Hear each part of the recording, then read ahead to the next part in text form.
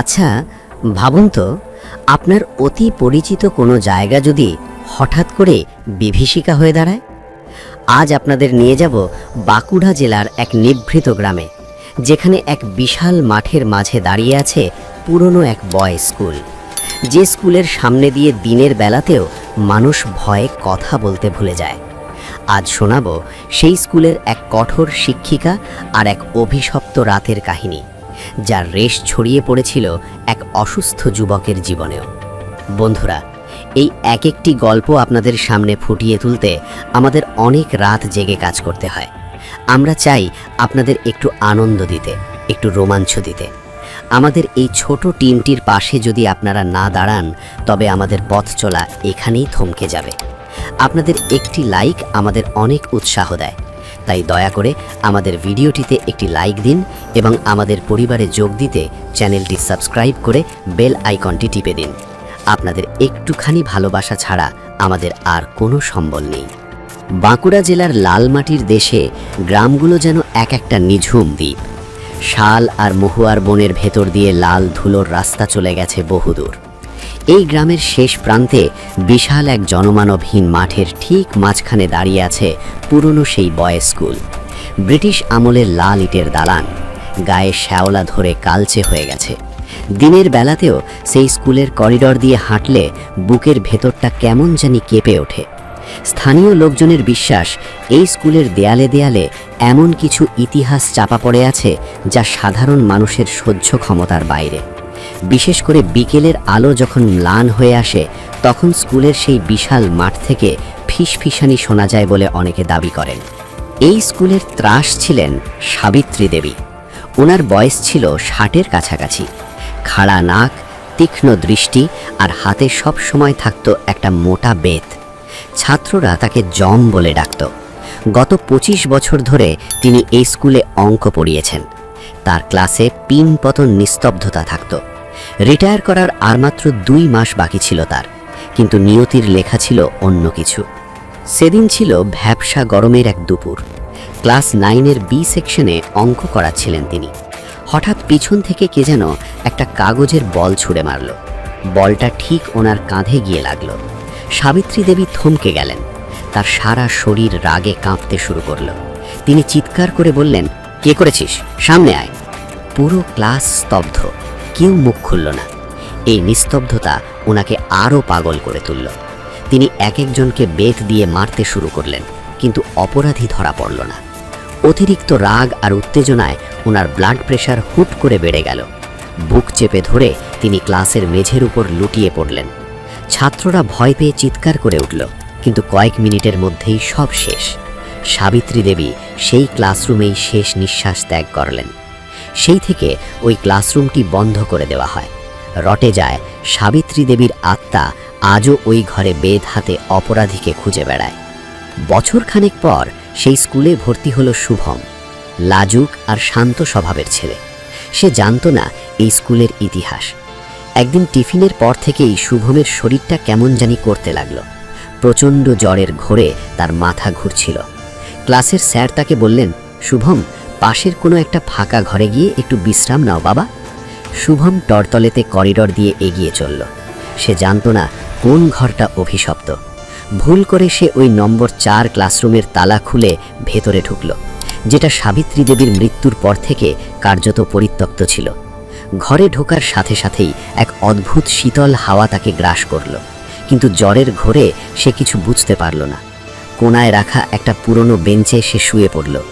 মাথার ওপর জং ধরা ফ্যানটা ক্যাচ ক্যাচ শব্দে ঘুরতে লাগলো, যদিও কেউ তা চালায়নি।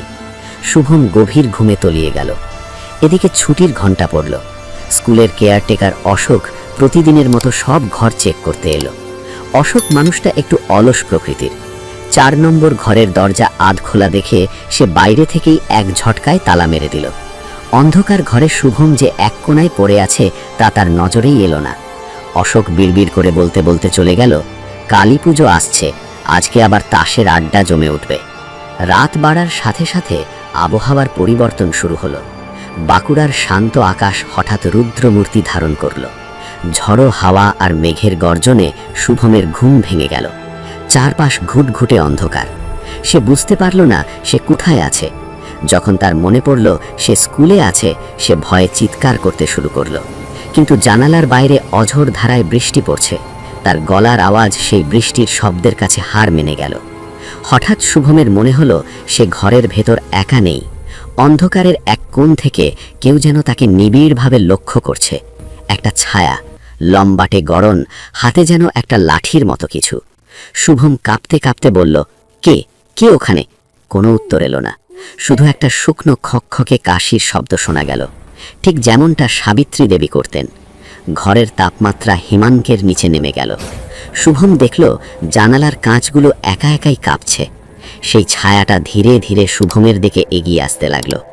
শুভম ভয়ে চোখ বন্ধ করে ঈশ্বরকে ডাকতে শুরু করলো। ঠিক তখনই তার মনে হলো একজোড়া বরফ শীতল হাত তার কপালে এসে ঠেকালো। শুভম আতঙ্কে জ্ঞান হারালো। ঠিক একই সময়ে পাশের গ্রাম বিষ্ণুপুরে বিশু নামে এক যুবক নিজের ঘরে যন্ত্রণায় ছটফট করছিল। বিশুর বাবা মা নেই, সে একা একাই একটা ভাড়া বাড়িতে থাকে। হঠাৎ তার পেটে এমন অসহ্য ব্যথা শুরু হলো যে মনে হচ্ছিল কেউ ভেতর থেকে ছুরি চালাচ্ছে। সে মেঝের ওপর পড়ে গোঙাতে লাগলো। ঠিক তখনই তার দরজায় টোকা পড়ল। দরজা ঠেলে ভেতরে ঢুকল মায়া। মায়া এই বাড়িতে মাত্র 2 দিন আগে ভাড়াটে হিসেবে এসেছে। তার পরনে একটা সাদা শাড়ি, লম্বা চুল পিঠের ওপর ছড়ানো।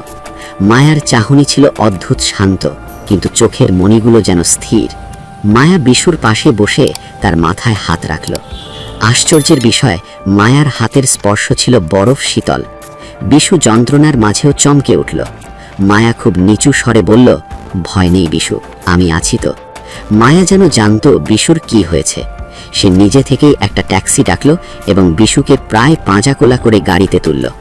তার গায়ের শক্তি দেখে বিশু অবাক হলেও কথা বলার ক্ষমতা তার ছিল না।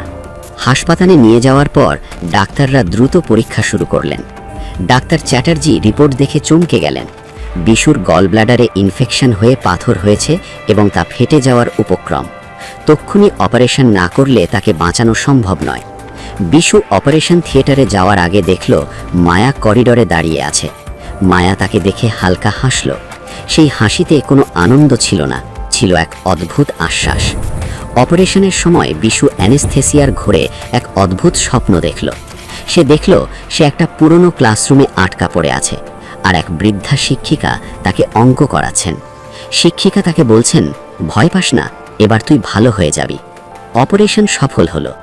পরের দিন সকালে যখন বিশুর জ্ঞান ফিরল, সে তার পাশেই ডাক্তারকে দেখল। বিশু ক্ষীণ স্বরে জিজ্ঞেস করল, ডাক্তারবাবু, সেই মেয়েটি কোথায় যে আমাকে এখানে নিয়ে এলো? ডাক্তার অবাক হয়ে বললেন, কোন মেয়ে? তোমাকে তো কাল রাতে এক ট্যাক্সি ড্রাইভার দিয়ে গেল। সে বলল সে রাস্তা থেকে তোমাকে কুড়িয়ে পেয়েছে। কোনো মেয়ে তো ছিল না। বিশু স্তম্ভিত হয়ে গেল। তাহলে মায়াকে, যে সারা রাত তার হাত ধরে বসেছিল, সে কি তাহলে মানুষের জগতের কেউ নয়?